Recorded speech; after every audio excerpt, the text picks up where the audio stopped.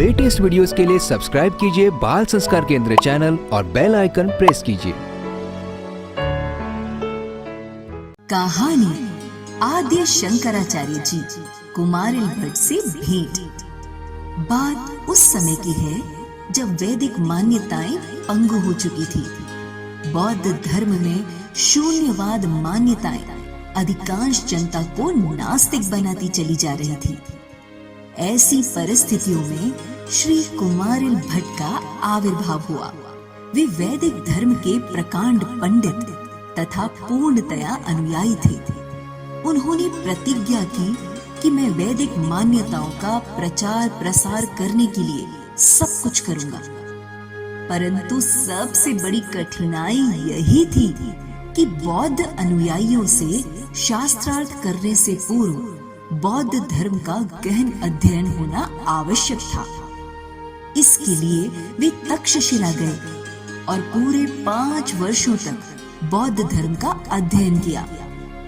समय की प्रथा के अनुसार बौद्ध विश्वविद्यालयों के स्नातकों को यह प्रतिज्ञा करनी होती थी कि मैं आजीवन बौद्ध धर्म का प्रचार व प्रसार करूंगा तथा बौद्ध धर्म के प्रति आस्था रखूंगा।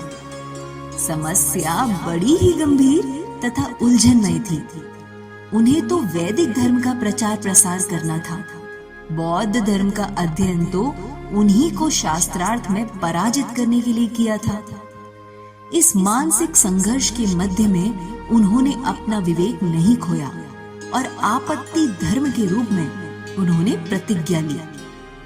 मैं आजीवन बौद्ध धर्म का प्रचार व प्रसार करूंगा तथा बौद्ध धर्म के प्रति आस्था रखूंगा।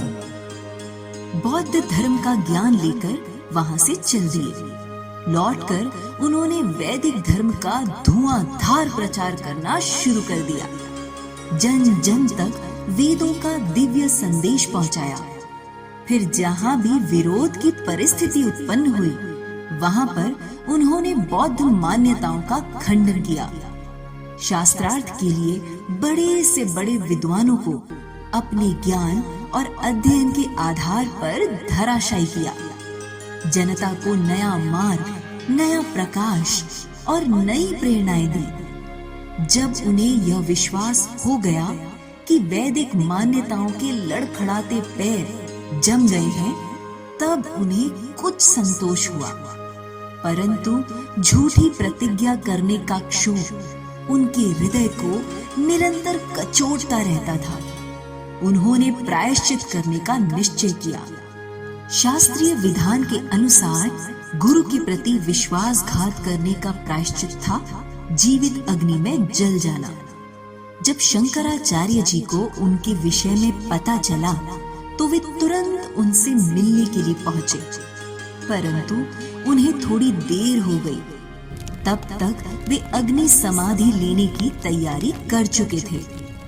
आचार्य शंकर के दर्शन करते ही उन्होंने अग्नि में बैठे बैठे ही आचार्य शंकर को प्रणाम किया। प्रणाम आचार्य। हे कुमारिल भट्ट, क्या मैं आपके इस अग्नि समाधि का कारण जान सकता हूँ? मैंने झूठी प्रतिज्ञा खाई है। झूठी प्रतिज्ञा का मतलब था कि गुरु के प्रति विश्वासघात तथा वचन भंग। माना कि मैंने आपत्ति धर्म के रूप में ऐसा किया, लेकिन इस प्रकार की परंपरा नहीं चलाना चाहता। हो सकता है लोग इस बात का अनुकरण करने लग जाएं। यदि ऐसा हुआ तो धर्म और सदाचार नष्ट हो जाएगा। अतः मेरा प्रायश्चित करना उचित है। तुम अग्नि से बाहर आ जाओ और अग्नि समाधि का विचार त्याग दो।